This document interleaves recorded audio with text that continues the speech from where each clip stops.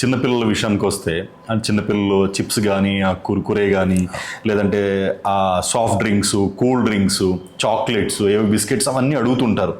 అవన్నీ పిల్లలు అంటే సేఫ్ కాదు అని మనకు తెలుసు, కానీ పిల్లలు అడుగుతుంటారు. అంటే వాళ్ళని ఎలా అవాయిడ్ చేయాలి, వాటి నుంచి దూరంగా చేయాలంటే మనం అది ఏమంటే అండి, దానికి ముందు చెప్పినట్టుగా మంచి బ్రాండెడ్ ప్రోడక్ట్స్ అయితే ఈ ప్రోడక్ట్స్కు చేయాల్సిన హోంవర్క్ అంతా మ్యానుఫ్యాక్చరరే చేస్తాడు. ఓకే, చేసేసి ఈ ప్రోడక్ట్ ఎస్పెషల్లీ చిల్డ్రన్కు టార్గెటెడ్ ప్రోడక్ట్ అయితే దీంట్లో ఏం కలర్ వాడచ్చు, వేరే అడిటివ్స్ ఎంతవరకు వాడచ్చు, ఏవి అలౌడ్ ఏవి నాట్ అలౌడ్ కూడా ఎంత పీపీఎం ఎంత లెవెల్ వరకు అలౌడ్, తర్వాత పిల్లలు ఏ ఫ్రీక్వెన్సీతో తింటారు, ఇవన్నీ చూసుకొని వాటికి లిమిట్స్ ప్రిస్క్రైబ్ చేశారు. ఏదన్నా ప్రోడక్ట్లో కలర్ అలౌ చేశాడంటే కూడా ఎంత అంటే అంత వేసుకోవచ్చు అని కాదు, ప్రతి కలర్కు ఒక లిమిట్ ఉంటుంది, 100 ppm, ఇంతకు మించి వేయకూడదు.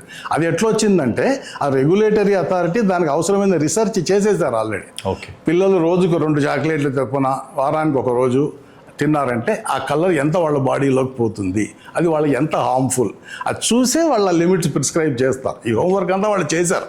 పోతే మన ఇంట్లో తల్లిదండ్రులు చూడాల్సింది ఏమంటే అది లిమిటెడ్గా ఎంత అవసరమో అంతే తీసుకొని అంతకుమించి ఎక్కువ తీసుకోకపోతే హెల్త్ ఇబ్బంది పడకుండా తల్లిదండ్రులు ఇంట్లో చూసుకోండి. అదర్వైజ్ ఈ ప్రోడక్ట్స్ ఆర్ ఆల్ సేఫ్. అవునా? అంటే మామూలుగా ఇప్పుడు చిన్నపిల్లలు డైలీ ఒక 2 చాక్లెట్, 2 ఎప్పుడో ఒకసారి, డైలీ 2 చాక్లెట్ అయిపోయింది. అవునా? అప్పుడప్పుడు తినొచ్చు, కానీ అవే మెయిన్ భోజనం లాగా తినదు.